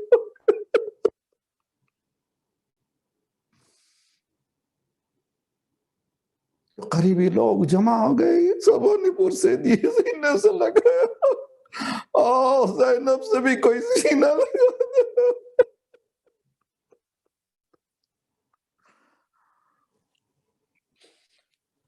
صلی اللہ علیہ یا ابا عبداللہ وعلی الارواح التي علت بفنائک واناخت برحدک علیکم من السلام ابدا ما بقیت وبقی اللیل والنہار. السلام علی الحسین وعلی علی ابن الحسین وعلی اولاد الحسین وعلی جمیع شہداء کربلا. شب جمعہ ہے. اپنے اپنے مرحومین شہداء کے ساتھ نفیس النساء نقوی ممتاز علی بن قمر الدین، نفیسہ نینسی بنت حسین ثاریہ، خیر النساء بنت محمد حسین خان رضوی.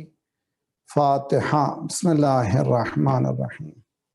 الحمد للہ رب العالمین الرحمن الرحیم مالک یوم الدین ایاک نعبد و ایاک نستعین اهدنا الصراط المستقیم صراط الذین انعمت بسم اللہ الرحمن اللہ صلی.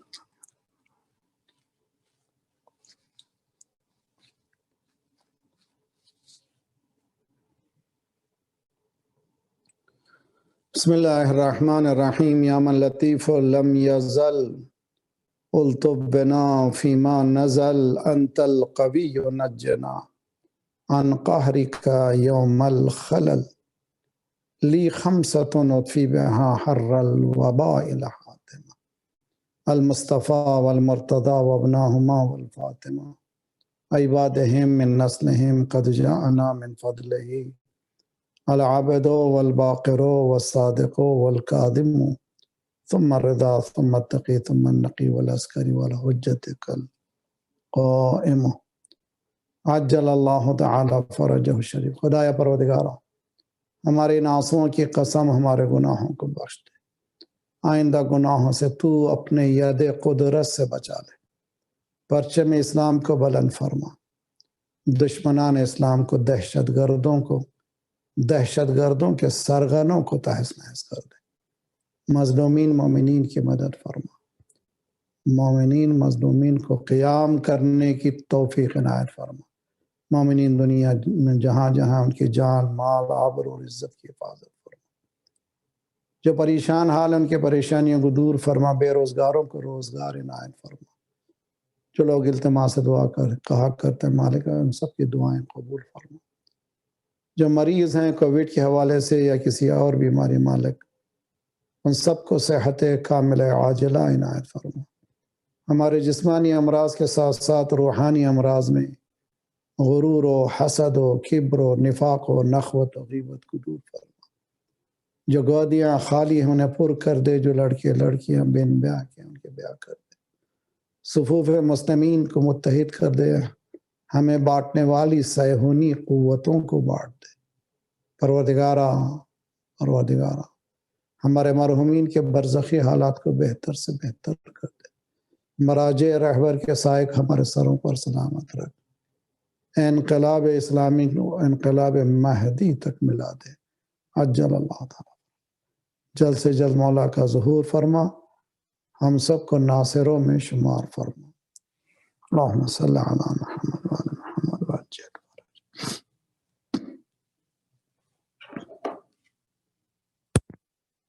اللهم صل على محمد وآل محمد.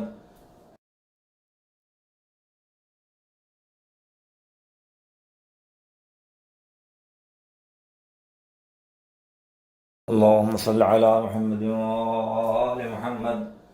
اللهم صل على محمد وآل محمد. السلام عليك يا أبا عبد الله. السلام عليك يا ابن رسول الله. السلام عليكم ورحمة الله وبركاته. السلام عليك يا وارث آدم صفوة الله. السلام عليك يا وارث نوح نبي الله. السلام عليك يا وارث إبراهيم خليل الله. السلام عليك يا وارث موسى كريم الله. السلام عليك يا وارث عيسى روح الله. السلام عليك يا وارث محمد حبيب الله. السلام عليك يا وارث أمير المؤمنين علي ولي الله. السلام عليك يا ابن محمد المصطفى. السلام عليك يا ابن علي المرتضى. السلام عليك يا ابن فاطمة الزهراء. السلام عليك يا ابن خديجة الكبرى. السلام عليك يا ثار الله وابن ثاني والوتر الموتور. أشهد أنك قد قمت الصلاة وآتيت الزكاة وأمرت بالمعروف ونهيت عن المنكر وأطعت الله ورسوله حتى أتاك اليقين. فلعن الله أمة قتلتك ولعن الله أمة ظلمتك ولعن الله أمة سمعت بذلك فرضيت به. يا مولاي يا أبا عبد الله، أشهد أنك كنت نورا في الأصلاب الشامخة والأرحام المطهرة، لم تنجسك الجاهلية بأنجاسها ولم تلبسك بمدهمات ثيابها. وأشهد أنك من دعائم الدين وأركان المؤمنين. وأشهد أنك الإمام البر التقي الرزي الزكي الهادي المهدي. وأشهد أن الأئمة من ولدك كلمة التقوى وعلام الهدى والعروة الوثقى والحجة على أهل الدنيا. وأشهد الله وملائكته وأنبياءه ورسله أني بكم مؤمن وبيا بكم موقن بشرائع ديني وخواتيم عملي. بقلبي لقلبكم سلم وأمري لأمركم متبع. صلوات الله عليكم وعلى أرواحكم وعلى أجسادكم وعلى أجسامكم وعلى شاهدكم وعلى غائبكم وعلى ظاهركم وعلى باطنكم. السلام عليكم ابن رسول الله. السلام عليكم ابن نبي الله. السلام عليكم ابن أمير المؤمنين. السلام عليكم ابن حسين الشهيد. السلام عليك أيها الشهيد ابن الشهيد. السلام عليك أيها المظلوم وابن المظلوم. لعن الله أمة قتلتك ولعن الله أمة ظلمتك ولعن الله أمة سمعت بذلك فرضيت به. السلام عليكم يا أولياء الله وأحباه. السلام عليكم يا أسفياء الله وأبداه. السلام عليكم يا أنصار دين الله. السلام عليكم يا أنصار رسول الله. السلام عليكم يا أنصار أمير المؤمنين. السلام عليكم يا أنصار فاطمة الزهراء سيدة نساء العالمين. السلام عليكم يا أنصار أبي محمد الحسن بن علي الزكي الناصح. السلام عليكم يا أنصار أبي عبد الله بأبي أنتم وأمي طبتم وطابت الأرض التي فيها دفنتم وفزتم والله فوزا عظيما. ويا ليتني كنت معكم فأفوز فوزا عظيما. السلام عليك يا مولاي يا سيدي يا أبا الفضل العباس بن أمير المؤمنين أيها العبد الصالح المطيع لله ولرسوله ولأمير المؤمنين والحسن والحسين صلى الله عليه وسلم. السلام عليكم يا أهل بيت النبوة موضع الرسالة مختلف الملائكة محمد وحي التنزيل على أسير الكربات وقدير العبرات. السلام على أبا محمد الحسن يا ابن أمير المؤمنين. السلام على علي بن الحسين ومحمد بن علي وجعفر بن محمد وموسى بن جعفر وعلي بن موسى ومحمد بن علي وعلي بن محمد والحسن بن علي والحجة بن الحسن قام من المهدي. السلام على حجة الله وبقية الله يا مولانا يا صاحب العصر والزمان. الأمان الأمان الأمان فتن الزمان. السلام عليك خليفة الرحمن سلام شريك القرآن. السلام عليكم إمام الإنس والجان. عجل الله تعالى فرجك سهل الله مخرجك وظهورك وجعلنا من أنصارك وأعوانك ورحمة الله وبركاته. رحم الله من قرأ الفاتحة مع الصلوات.